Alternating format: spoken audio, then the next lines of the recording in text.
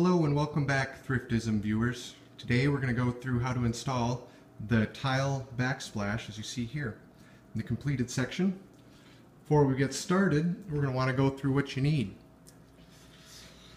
Shown out in front of you, starting on the right side of the frame, you'll need a water source, which fortunately I have right here at the sink. However, you can use a bucket, pail with water in it. A couple of rags that you wouldn't mind having to throw away afterwards. A nice sponge to help wipe up any spills, a couple of nitrile gloves.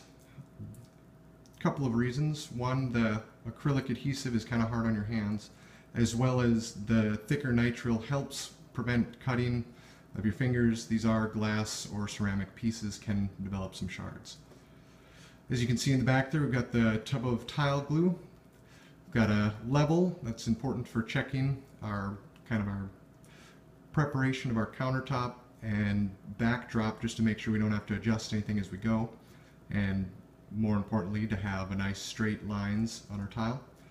We've got a piece of sandpaper here, a little bit of abrasive, take some of those sharp edges off any cut pieces of glass, tape measure, a razor blade or utility knife just to cut the pieces apart for special areas. You can see we have a tile trowel. I'm using the shortest possible tooth configuration because these are a thinner, tight joint tile.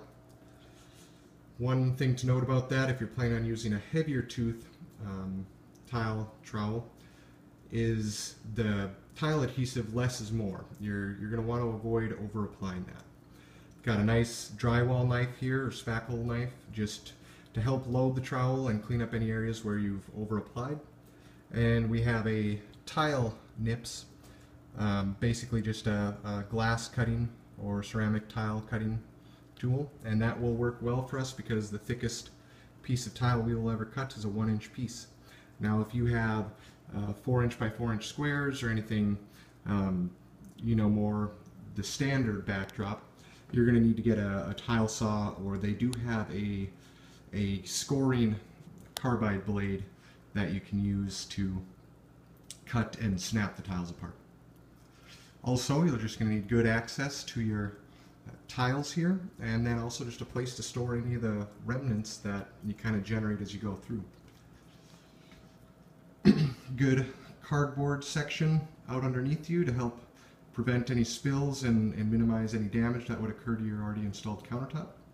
Keep in mind, if you've got a stone countertop, particularly open grain stones such as granite, you're going to want to protect that quite heavily because this adhesive material will seep into those pores and be there forever.